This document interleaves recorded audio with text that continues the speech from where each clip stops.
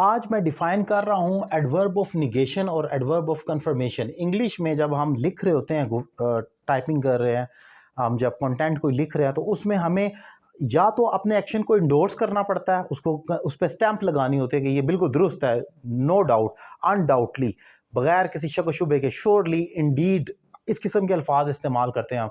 तो हम कंफर्म करते हैं एक्शन को कि ये डेफिनेटली होगा। तो ये तमाम अल्फाज हम इस्तेमाल करते हैं, या उसको निगेट कर देते हैं, इनकार कर देते हैं। हम नेवर कह देते हैं नहीं होगा, नॉट कह देते हैं, या हम नो कह देते हैं। तो ये 3-4 अल्फाज हम इस्तेमाल करते हैं। इन्हीं को एडवर्ब ऑफ निगेशन या एडवर्ब ऑफ कंफर्मेशन कहा जाता है। जब एक्शन को कंफर्म करेंगे तो एडवर्ब ऑफ कंफर्मेशन आएगा, या एक्शन को निगेट, इनकार कर देंगे, निगेशन का मतलब है इनकार करना, तो वहां पर एडवर्ब ऑफ निगेशन यानी कि नो, नेवर, नॉट आएगा। अब जरा एग्जांपल देख लें।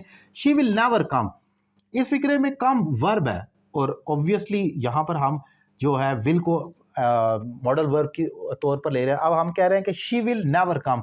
अब शी विल नेवर कम, अब वो नहीं आएगी। कम तो हो गया वर्ब, कब आएगी, क्या उसको उसकी कंफर्मेशन है कोई, तो उसको निगेट कर दिया, इस कम को इनकार कर दिया नेवर ने। पहले ही कह दिया कि she will never come, never लगाकर हमने अपने एडवर्ब, अपने वर्ब को निगेट कर दिया। तो ये एडवर्ब अपने वर्ब को क्रॉस कर रहा है, निगेट कर रहा है। इसी तरीके से शी विल नॉट कम, इधर भी वही केस है कि नॉट अपने कम को क्रॉस कर रहा है कि नहीं, वो नहीं आएगी।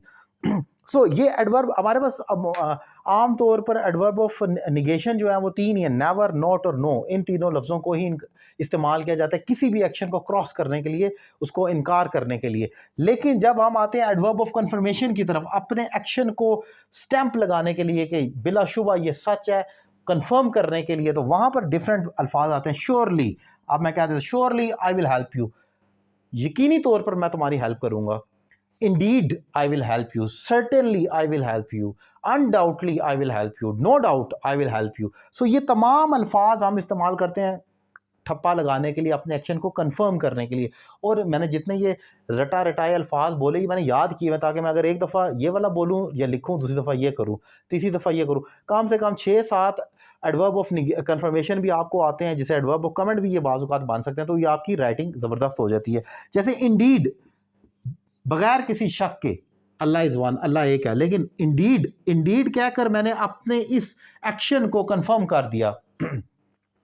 तो यहाँ तो ये by the way adverb of comment के तौर पर आ गया। लेकिन हम adverb of confirmation, definitely I will help you, I will definitely help you, अब डेफिनेटली जो है वो कंफर्म कर रहा है हेल्प के एक्शन को कि करेगा, तो मेरी हेल्प करोगे, will you help me, definitely, I will definitely help you, I will surely help you. तो ये जो अल्फाज होते हैं ये कंफर्म करते हैं। सो उम्मीद करता हूँ ये टॉपिक बड़ा इंपॉर्टेंट मैंने डिफाइन किया आपकी राइटिंग में, और आपके एग्जाम्स में भी बहुत ज़्यादा पूछा जाता है। आपको जो MCQs दिए जाते हैं, ऊपर एक स्टेटमेंट लिखी होती है, नीचे ये अल्फाज लिखे होते हैं, और पूछा जाता है कि आप बताएं इनमें से एडवर्ब ऑफ कंफर्मेशन कौन सा था। आप स्टूडेंट्स को ये नहीं पता होता कंफर्मेशन कौन से एडवर्ब्स होते हैं, तो आप फिर वहाँ पर आपको मार पड़ती है। इन चीज़ों को पक्का कर लें, आपको राइटिंग और स्पीकिंग में बहुत ज़्यादा हेल्प हो सकती है।